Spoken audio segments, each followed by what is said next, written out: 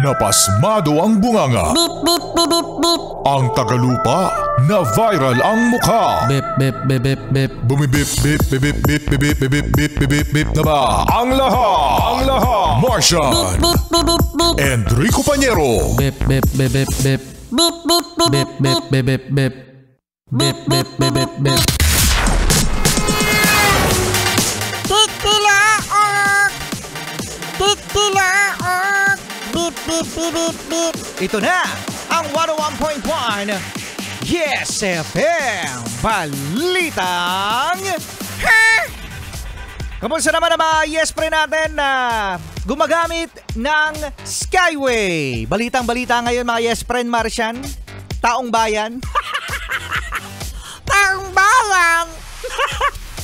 Ang isang sasakyan na nag-counterflow sa Skyway, mga Yes Friend. Kitang-kita sa CCTV na merong isang sasakyan, alas 3 pasado ng madaling araw, mga Yes Friend. At ang nangyari ay napagdesisyonan ng Department of Transportation ang habang buhay na pagkansela ng lisensya. Wow, may forever!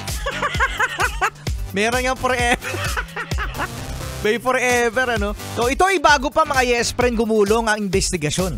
Huling-huli naman kasi na nagfa-flashing pa yung sasakyan sa Skyway. At etong malupit, Martian, mga Yes Friend.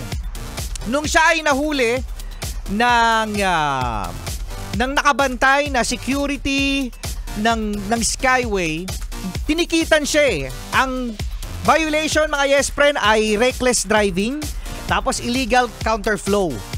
At ang sinabi ng driver ay akala niya pwede pa lang mag-counterflow.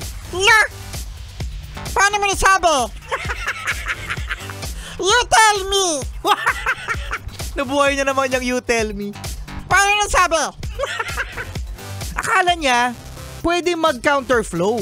Ako naman, nung unang nabalitaan ko itong mga Yes Friend, akala ko ay naligaw lang siya. Akala ko hindi niya sinasadya. Pero sinadya niya pala. Ayan tuloy! Oh, wala ka ng lisensya habang buhay. Yun, hindi pa nga napapangalanan, mga Yes Friend, kung sino ang driver netong sasakyan na ito. At buti na lamang alas 3 ng madaling araw nangyari ito. Kasi maaari itong makakos ng banggaan sa Skyway. Naku Skyway pa naman. Atat na atat ang mga driver dyan na magmabilis. Kasi nga naman, binayaran nila yan, mga Yes Friend. So talaga magmamabilis talaga sila pag dumaan dyan sa Skyway. Buti na lang, madaling araw. At buti na lang, walang na-aksidente. At buti na lang, mga Yes Friend, buhay pa yung driver ng nag-counterflow na ito. Yan. Mahigpit ngayon, mga Yes Friend, no? Ang Department of Transportation. Dahil sa, again, mga Yes Friend, no? Wala pang investigasyon. Sinabi na ni Secretary na wala ka ng lisensya! Habang buhay! wow, ang mature. La! Kasi minsan talaga, mga Yes Friend, kapag ikaw ay bago sa isang lugar, diba, aminin naman natin, tayo ay nagkakamali. Kaya nga, diba, sinasabi natin sa enforcer, naku kuya, sir, sorry na kasi hindi ko alam ano lang ako dito, dayo. Oh. Weh! Okay na sana, may way pa Well, wala namang naniniwala. Ayaw kitang pasahero?